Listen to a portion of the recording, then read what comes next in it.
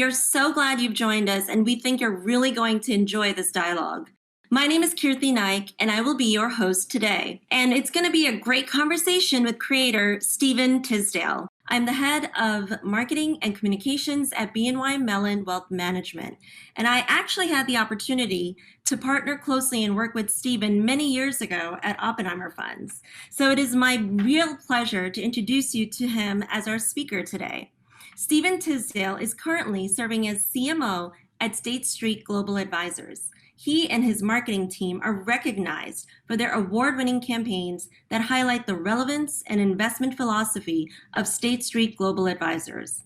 And of course, why are we here today? He pioneered and led the Fearless Girl platform that has helped raise awareness around the globe of the power and potential of women in leadership, as well as the connection between increasing gender diversity on boards and long-term company performance. Thank you for joining us today, Stephen.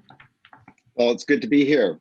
So, Stephen, I just want to kick this off with, we've had a working relationship in the past, which is so exciting that, I was invited to interview here at Financial Narrative, and we did something disruptive together.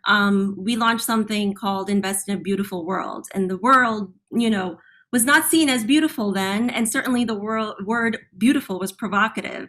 You left us and you went over to State Street and you launched Fearless Girl, pushing the envelope again. I think it would be great if you could share what motivated you, to go there and launch this amazing platform. Sure.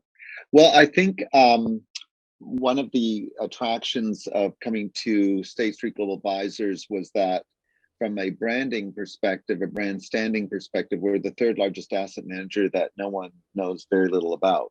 And so there was really, I think, an opportunity to start to put State Street Global Advisors, formerly known as SSGA, on the map. First thing was to say, what is it that we have as an asset manager that we can really start to tell our story? Because we're one of the biggest index providers. And that makes us unique in that, unlike active managers, if you don't like the way a company performs, you can say, hey, we're going to divest you, or we're going to alter our position in you. When you have the S&P 500, you don't have the S&P 499 or the 498. And so therefore, what is it that we do that's of value that for investors that differentiates us? So I think what I would love to dig into, and as a CMO in my little capacity, how do you find the information? How do you come up with the idea to actually execute something like this? Who do you have to partner with internally? Yeah, it's a good question. I really think for something like this, in our case, it was asset stewardship. So we're a fiduciary where we have 3.6 trillion in assets under management, of which almost 3 trillion is index based. So asset stewardship to us is incredibly important. And what is asset stewardship? What it is we represent millions of investors around the world, and we have their proxy vote. So how we start to influence the companies that we own on their behalf to embrace the types of policies that we believe will ensure long-term growth. And gender diversity is a proven fact that if you have a more diverse leadership in a company, it outperforms those that don't. That insight, that specific program was something that we have been doing for some time. It wasn't like we just started it with the Fearless Girl campaign. We've been doing that for years. But I felt that there was something there that it was a story that needed to be told about how we do it. And what we're focusing on when we do our fiduciary responsibility. What are the issues that we're voting on behalf of investors? That one specific attribute about the brand that you think you can pivot on. And that's what marketers need to do. You need to find something that you can pivot on that also has tension in it and allows you to place space between you and your competitors. You were doing this and kind of thinking this through at a time before it was a fad, right? Like today everybody's talking about it, but this is now several years ago that you went over there and developed this. How did you like prove the value of it, right? Or what was the impact that you think that you could have at least forecasted so you got buy-in from the constituents internally? Yeah, the challenge with something like this, um, and this is what it had going for it, is the original brief, and there was quite some time that had been spent by my predecessor and others looking at this idea, but they had proposed initially, and some of people have read, there's a lot that's been written about this whole campaign, as you can imagine, that they would have a cow juxtaposed from the charging bull, and that would represent women in leadership. And you can imagine that was dead on arrival, as very few women in the world would ever want to be associated with being a cow. And so the idea was dead. I I came back, and when I came in, I said, look, why can't we find something that has more of an optimistic kind of common ground that every society, race, creed, region would identify with, and everybody looks at a young girl who is fearless, who is not afraid. She's not militant. She's not trying to take an aggressive stance. She's just very comfortable in her own skin as to who she is as a girl, and she's not afraid to stand in front of the bull. And so that concept was presented to me based on a brief that we had. There's no words associated with this. Can we have a big, where's our logo going to be? Can we have a big sign opposite from brought to you from State Street Global Advisors? And there was a lot of pushback from me and my department to say, if you do that, you're going to sully this thing. It will be too commercial. People will then be cynical about it. And so I was able to convince the leadership to just experiment for a week, and let's just see what happens. We never dreamt it would become a global campaign, to be honest. It was never funded that way. We weren't set up, and it was fortunate. It was lightning in a bottle. You know, we both together have done some out of home, we'll call it, placements and even some interesting guerrilla type of marketing campaigns. And you just mentioned you figured, let's see how this does for a week. Building a statue like that and placing it in a New York City landmark. How do you do that? Like, what? How does that, like, the permits? I'm thinking of some of the mechanics of doing something like this. Yeah. So good question. The permit that we had is not unlike all of you that are do advertising. When you're doing a shoot in the city, you get a permit for a temporary block off of a street or a sidewalk or whatever. And so that was the auspices by which we did it. And then, as you can imagine, neither us nor the city of New York ever dreamt that we would start to have, 1.5 billion impressions and literally have at any given time several hundred people blocking traffic, trying to have their picture taken with the fearless girl, where it became a security hazard. They actually had to we had to spend more money, almost the same amount of money on security than we did on the actual installation. And then there was a organic movement, not led by us, to keep Fearless Girl there, because we only had a week. We actually had only a 5-day or 7-day permit. So this kind of became a organic movement to keep her there, and people were thronging to it. We had a live cam on her at all times, and it's quite amazing the images that renders when we look back at it. Starting at 7 a.m, going till midnight, there were throngs and throngs of people. It was very extraordinary, and that kept it going. That's the thing, right? It became a movement, which I think is very difficult for especially financial services brands to have something that authentic. So can you talk a little bit about the authenticity of this to the SSGA brand, right? Like, and I know we've all read some controversial news pieces in the last few years. Like, how have you, as the CMO, managed and dealt with it, and how have you equated the value of this? Yeah. So when you do something like this, you have to make a decision. Are you going to, what is the message that you're taking to market? And what is the symbolism meant to reflect? Is it meant to reflect our brand? Because in no way were we a poster child for gender diversity. We weren't off the charts in terms of our representation, but we weren't necessarily wanting to promote, hey, look at us. That by no means was the objective. The objective was to say, when we represent investors and their long-term financial interests in the companies and indexes that they bought into, how are we doing that? And what are we voting for? And we're voting for more women, amongst many, many things, but we're voting for more women on the boards of those publicly traded companies. That was the idea. That was what we were communicating. That was what we wanted our brand to be associated with.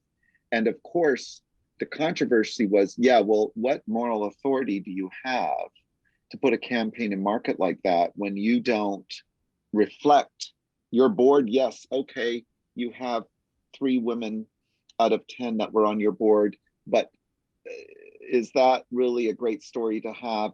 And the answer was, she's as much an inspiration to change our board, our leadership, as it is the companies that we're working with. So my takeaway from that, sitting at my firm, is sometimes it's not about only projecting what your brand is doing, but what your brand should be doing, right? Correct. I think, right. Aspirationally, yes.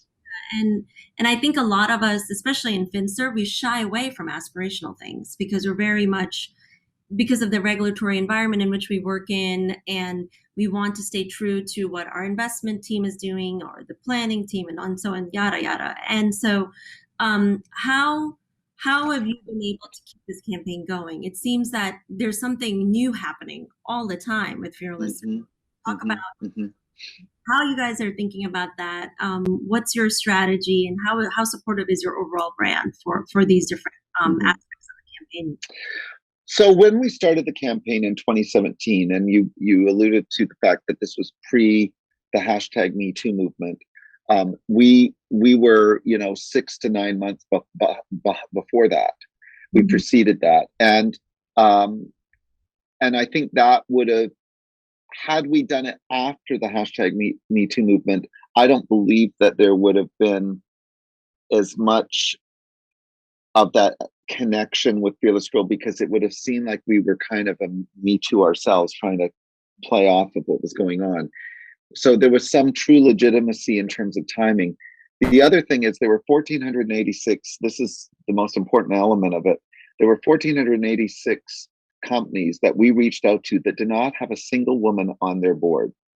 Publicly traded companies that did not have a single woman on their board. And the whole objective of the Fearless Girl campaign was to start to see those numbers change. And it wasn't a militant approach. It was like, how can we work with you? What are some of the best practices to introduce women on your board? Because it's not easy to find, given board rotations and the timing and all that goes into selecting a board member. These processes can take several years. So you don't just suddenly flip a switch and change board composition overnight. But of the 1,486, we saw, 400 some board companies change their board composition within the first year as a direct result of the Fearless Girl campaign. And we just celebrated the 4th year anniversary. And that was a very unusual activation with, breaking glass ceilings, because we wanted to talk about the achievements that have happened to Fearless Girl. And we're proud to say that 862 of those original 1,486 companies have actioned the call to change the composition and have introduced at least one woman on their board, if not 2. And this campaign is going to continue until all 1,486 boards have a woman on their board. That's phenomenal, shifts. And I have to say, I see Fearless Girl almost every day because my daughter's school is right by the stock exchange. So we get to walk by it every morning when I drop her. And I saw the shattered glass, and my daughter was like, "That's breaking the glass ceiling, mommy." And she's only 12, right? But she got the message. So this is not something just resonating with companies and boardrooms and, grown-ups. But I think the biggest impact I'm seeing is on the children. And it happens to be in a location with multiple schools around it, and they're all middle schools. So it's just so apropos. We do have a question from the audience, Stephen. Did you have the statue created, or did you see the piece and build around it? Is it emulating a real human being? Yeah, so the concept was not the actual renderings is what I saw a couple months before the statue was created, and it was, look, is this going to work, Stephen? Is this what you think could work? And I said, it took me 2 seconds to say absolutely. And I didn't even see the statue. I saw literally drawings and renderings. And then as she started to take shape, we had to move very quickly because that was October, November. We had to launch in March because of International Women's Day. And I said, I'm just going to, do this. And then there was that kind of oh shit moment afterwards saying, well, I'm pretty new in the seat here. I better get, our CEO and board onto this because it's unusual. It's not just like, let's spend $250,000 on a campaign with Barron's or Wall Street Journal or whatever and run some ads. You don't typically need to run that up the pole. In this situation, I thought, well, there's a lot that could go wrong with it. The statue could come out looking terrible, not look like what the renderings, because we were running against time. There was no time to say, here's the statue. Do you want to do it? Yes or no. It was like, here's the renderings. Do you want to move forward and finish the clay molds and everything? Yes or no. And then once you got it, my thought was, well, in worst case, we would end up having a statue that we put in the lobby of the building. If for some reason Risk thought this was going to be crazy, my biggest fears were that the installation wouldn't kind of work as what we had hoped, because you look at the render, it's a little bit like an architectural drawing and you go, oh, it looks great. And then you finally, buy the home or whatever. And you're like, actually, this isn't cracked up to be what I thought. And that was always a concern. There was no dress rehearsal in this one. Stephen, I was going to ask you, the statue looks very much like the Raging Bull statue, right? That's down here. Did you guys find the same? How is that possible? Like same material, look, feel, and everything? Well, the patina is similar, but the sculptures are, entirely different. And the artists. So Kristen Visbol was the artist that was commissioned to do this work, and that is the actual patina of it is similar, but the style is entirely different.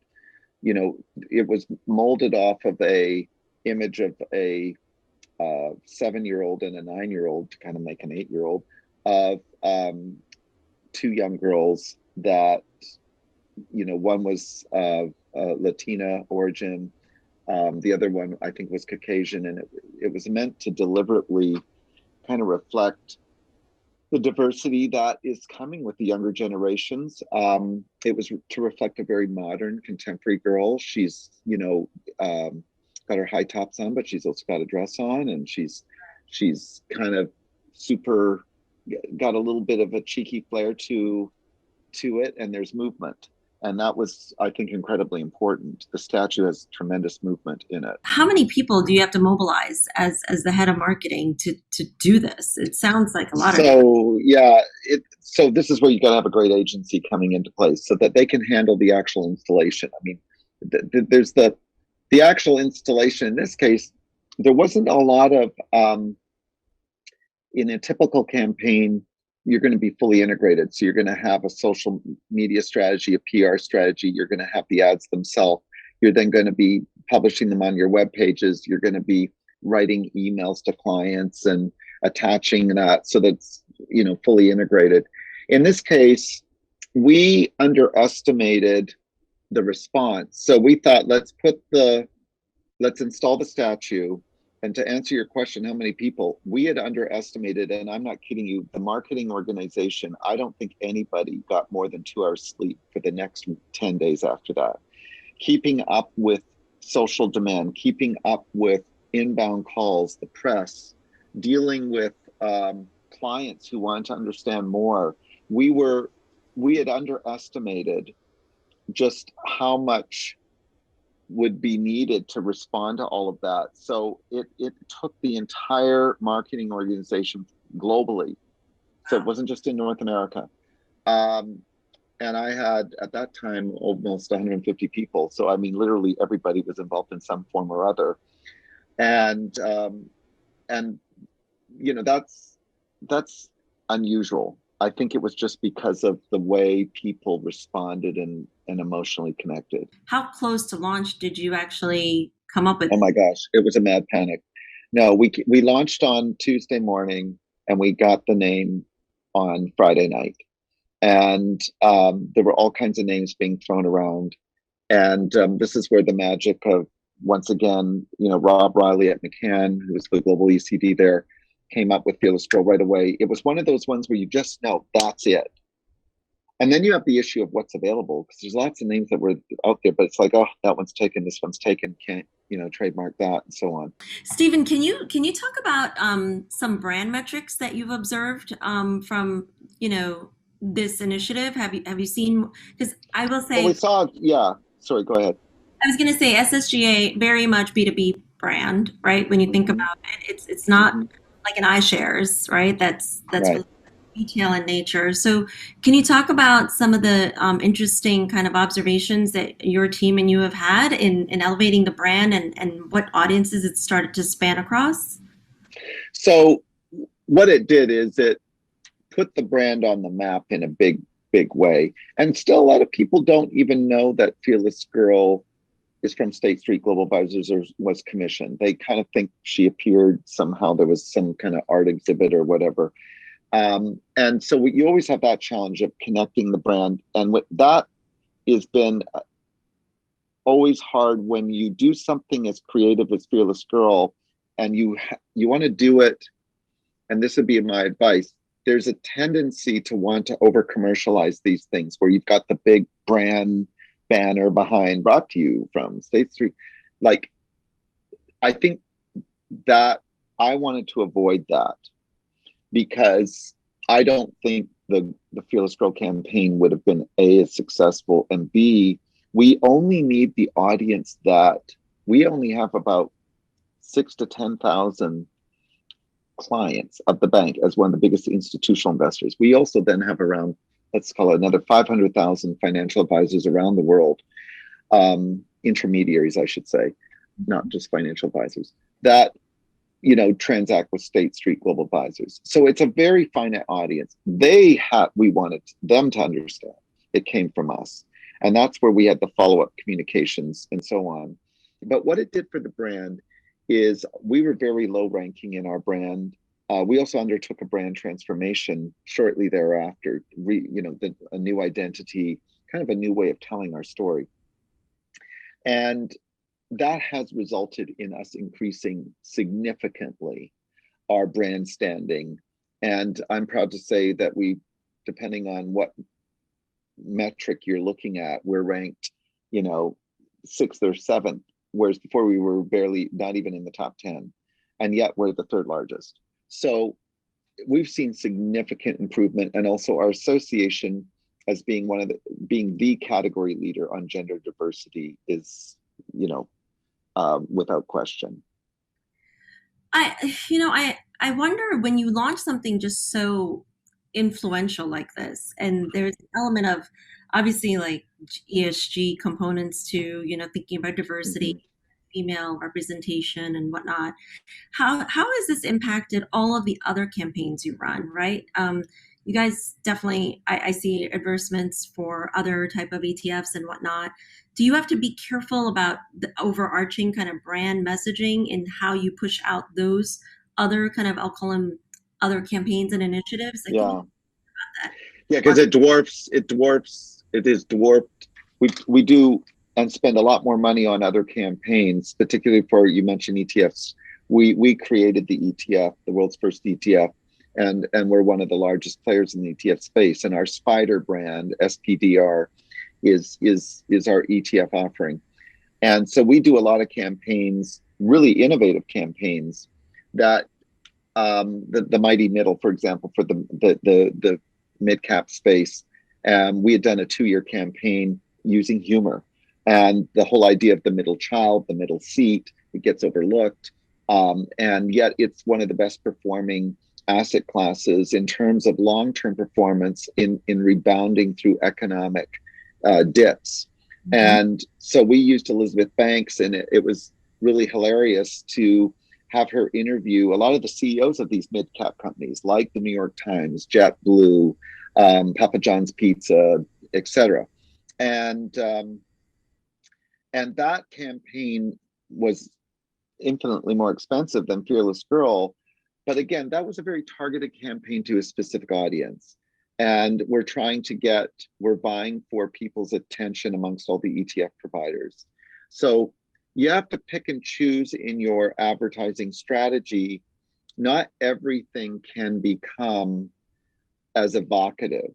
And I think you got to sort of understand that. And there's a tendency for everybody to want to see our campaigns perform like Fearless Girl internally. And I've explained to them that, there's different horses for different courses, and we have to really kind of pick what we're wanting to do against a particular audience. And I guess for Fearless Girl, do you see her kind of living on in perpetuity? I do. I think there's still much more work to be done on gender diversity. As I mentioned to you, we're not all the way there. We're in our 4th year. Mm-hmm. I believe that more and more she has inspired the category to start to shift its focus in terms of gender diversity representation at all levels, in certainly not just financial services, across all sectors. I think there's a story that still needs to be told on that front. Now, at some point, you hope to achieve parity where her work is done. And I think at that point, she'll become still an icon that represents what the challenge was. I wonder, do you imagine moving her around the world? Or is she going to stay in? So we have done temporary installations. That is the original Fearless Girl. There are 3 more that were replicas made that we use on a very select basis. And this has been a challenge to keep the message pure, because you get a brand that will want to, hey, let's use Fearless Girl here, and she can endorse that, and we can have her appear there, and you start to then bastardize something that has a very special message. So I've been highly protective. What we've done is, as we've rolled out the proxy voting campaign, the stewardship campaign, and our voting policies in the UK, in Australia, in Asia, we've then brought Fearless Girl to those markets to signal to the market that this is what we're now doing in asset stewardship. Mm-hmm. And that is kind of how we've structured this. Right now, she's on a temporary permit across from the New York Stock Exchange, which is a very appropriate setting, because you're trying to change the composition of publicly traded companies that are, represented in the New York Stock Exchange and other exchanges around the world. And so we're in discussions with the city of New York on whether that will continue or whether there's another home for her. And whatever that home is has to be symbolic of what we're trying to do. Well, I completely agree with you, because you don't want her to turn into a mascot, right? Like, no, right. So that's why this has to be sensitively done, and stay tuned. So what's next for Fearless Girl that we can? I mean, you just did the Shattered Glass. Can you share any? Oh, you'll have to wait until March of 2022 to see what we do next. But there's definitely something that, of course, we'll be doing, and that's what we're working on now. There's some folks here who don't actually know every kind of activation that you've done for Fearless Girl. The recent one we just talked about was Shattered Glass Ceiling. Can you talk about, in the course of the last 4 years, what are some of the interesting activations that your team has built? Yeah, so we did, first of all, she was opposite the bowl for the first installation. Then on the second year, we moved her to across from the New York Exchange. So that was a whole new introduction of Fearless Girl. Then in the third year, we did a very simple activation, but it was highly impactful, which was we had a big flower wall behind Fearless Girl. And the flowers represented all the publicly traded companies, and then there were the ones that changed the composition of their board. And people could come up and have their picture taken with Fearless Girl, and then be able to take a flower and put it up on the wall. And it was a form of engaging, especially young kids. So we had a lot of school children come and do that, and we would educate them on what this was about in something that's kind of an esoteric topic. So that was a really successful activation. Then the most recent one was the Breaking Glass Ceilings, and a highly complicated activation in terms of artistic expression. Something that, once again, you could kind of screw that up if you got it wrong. And we had an amazing team and commissioned the right artists to work with us on that. And those are the 4 activations. I am very curious for next year now, because you look like you already know what you're doing for next year. We have an audience question. How has the larger State Street brand been able to leverage this platform or campaign, but not just? So I think that the State Street, the parent, so we have the asset management firm, and then we have the asset servicing side of the business, the bank. And they have absolutely capitalized on Fearless Girl, because we are all State Streeters. I mean, it's State Street. This is part of the values of the organization. And so they're the entire bank is very proud of what Fearless Girl represents to the asset management business, but also the icon that she represents for the challenge to change our own composition, and how we're leading on other ESG matters beyond gender diversity, beyond the S, if you will, and the governance, the G of ESG. And so therefore the bank has, I think, benefited enormously, because it's given practical evidence of things that we're doing, not just internally, but externally, in terms of the offering capability of the broader corporation. And I imagine, Stephen, perhaps even your investment teams are potentially looking at the impact of gender diversity in their portfolios. Is that type of action happening? Oh yes. Well, I mean, not just gender diversity, also racial diversity is another area where we have announced within our stewardship program, for the need for companies to start to openly report and be very transparent about what the composition is, so that we can work with them. Mm-hmm. And similarly, we need to report to say, how do we start to have greater representation? And again, it's not a militant stand, it's one of partnership. And I think that's very important. This has been wildly successful, obviously in the US and even in the global markets. Do you know by chance of the international markets where this has been especially well received?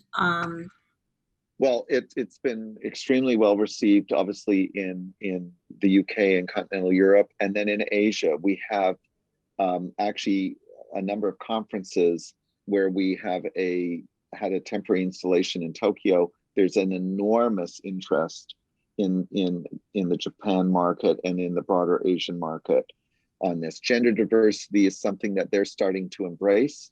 It's newer there than it is here, and therefore the message is even more appropriate from a timing standpoint. And if you were going to give 3 tips to people like myself, right, who are at a financial services brand. We're at this, cusp of transforming a company, figuring out how do we go to market. What are some 3 tips that you would advise us on, so that we could potentially, I don't think everyone can create a fearless girl, but we'd all like to think we can. But something that's aspirational and really is changing the conversation. What are some tips you would give us? I think you need to do some soul searching and really look internally. And I don't mean at the demographic angle. I'm saying internally into what your capabilities are that set you apart. Is there something that you're doing? And there's very little that financial service companies, I mean, you're a competitor of ours. We we kind of all do the same thing. And so it's really a question about how you do it and what emphasis you bring to a particular area and the approach that you take.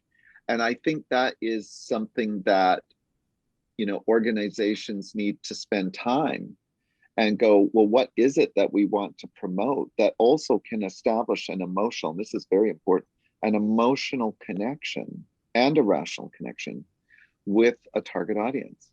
And it's not easy to do. That is the thing that you got to get.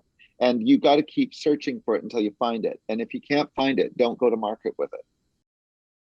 That's great advice. This is a great question that's come in was gender diversity a strategy, like strategic decision from corporate strategy, or a marketing strategy to begin with? Well, it was a business strategy, clearly. I mean, the marketing department didn't wake up one day and said, hey, we need to be more diverse. That was recognized by the senior leadership. And the whole asset stewardship program of voting more women on boards and having greater diversity, gender diversity, was a investment decision a number of years before. And the reason for that decision was not just value, but values, but value, in that companies that have that have higher performance typically have greater diverse leadership.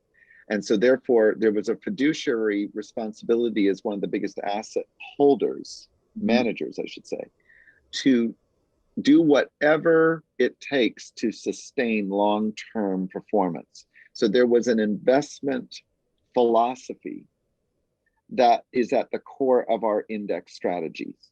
And therefore, that was decided by the business, not by me. Well, it's great when that you could react with a solution, right? It's very different. There are some Right. organizations where I think it's a little bit reverse, unfortunately. So that's really good to hear.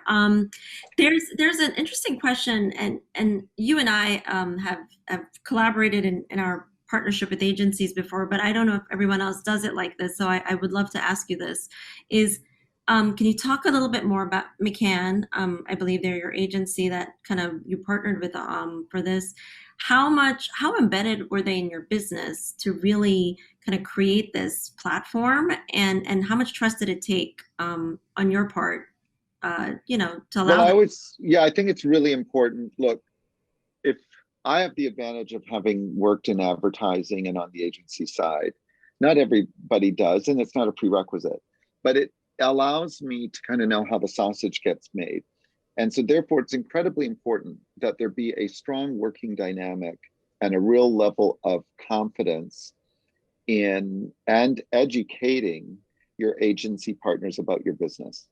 And sometimes they are held at arm's length and you send the brief and then you no likey what comes back. Well, usually it's going to be no likey more than often because you haven't spent the time to get them to really understand the DNA. What is it about the way we invest? Is there any attributes that we're not aware of? And they have their antenna up to hear and look for things. So I'm a big believer of bringing them inside as much as possible and meet the leadership, be exposed to the investors, be exposed to the business P&L owners in an appropriate way, have them ask questions, have them digest kind of the DNA of the organization, because that's how you're going to get the magic. I completely agree with you, and that's why there's some amazing work constantly coming out of your brand. It makes a huge difference. There's also a question of the cost of having a very good agency, and how do you show that ROI to your organization? Like, a lot of us struggle with that when we have an external agency and we still want to retain our marketing organization internally. How do you explain the ROI to your leadership? Well, you can't be half pregnant. You've got to decide, are you doing the creative construction and design? And I don't mean graphic design. I'm talking about the creative ideas for and that's even not even use the word creative. The communication platforms, are those being determined and constructed internally or externally? And you have to make the decision. If you're doing it internally, then you staff accordingly and you hire the talent. If you don't have the talent, then you need to go external. And that's what an agency does for you, is construct the communications platform and strategy, of which creative is one element, on how you want to express your offer to the market. So I really think you got to look at the economics more of, if you're staffed or you have headcount that should be doing it, but they're just not great at it. So you kind of now are paying for them and you're going to an agency, that is not going to fly. And your CFO and your business leadership recognize we're paying too much for marketing. I think you've got to then make the case to say, I would prefer to outsource this. And that means that the headcount that typically would do this in-house is no longer there, or we're redirecting them on other things or whatever. I think you can't do both. And that's where you've got to communicate that. Like you've got to demonstrate to leadership, this is the type of talent I need to construct a communications platform, and we either hire them or we outsource it. I agree with that, and a lot of times it's a challenging kind of structure to build within your organization, but it makes complete sense, and it's probably the most efficient. Stephen, we're almost coming at the end. I wanted to before we wrap up, what is going to be kind of the next kind of big SSGA initiative we should be looking out for? You just mentioned you guys went through a big brand transformation. Is there more from Elizabeth Banks? What can we be looking out for? Yeah, I mean, obviously, we're one of the biggest gold. We have the largest gold ETF. We like to see ourselves as the gold authority. There's certain capabilities that we have and strategies that I think are very appropriate to the markets that we're going into. Fixed income is a big push, as you know, in the whole asset management category. So we have a number of initiatives to tell our story and try and be able to entice the target audience that we're all vying for to engage with us. Marketing's job is not to sell stuff. Marketing's job is to get people to come into the store. They're walking across in front of the sidewalk all day, to come into the store. Once they're in the store, distribution's job is to sell to them. And, that to me is very much what we try to do. How can we open the aperture to get people to come in that normally wouldn't come in? Or they come in only to buy one type of thing, and we want them to now come in and buy something else. So that's really kind of how I view it. And that's where our future kind of campaigns are going to be oriented. I love it. And just for our audience, I want to summarize some kind of key takeaways for our colleagues. I think a great piece of advice you gave is connect the emotional with the rational when you think about building your brand. And correct me if I'm wrong, Stephen. Number two is try to launch aspirational things. They don't always have to be factual, but it's okay to be aspirational to really elevate the brand. Number three, bring your agency in close if you are working with one, so you can get much better outcome and partnership from them.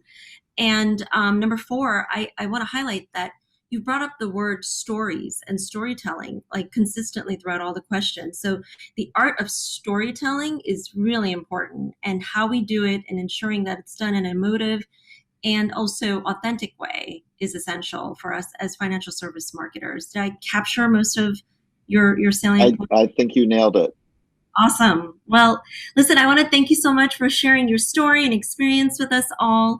We appreciate you joining us today at Financial Narrative, and we all hope you enjoyed hearing Stephen. And be sure to check out the website regularly for upcoming events. We have one on July 15th, the Content Marketing in a Brave New World. And if you're not a member yet, we'd love to have you. So you can apply at www.financialnarrative.org on the Explore Membership tab. Thank you, everyone, and have a fabulous rest of the day and week. Thank you, Stephen. Bye-bye.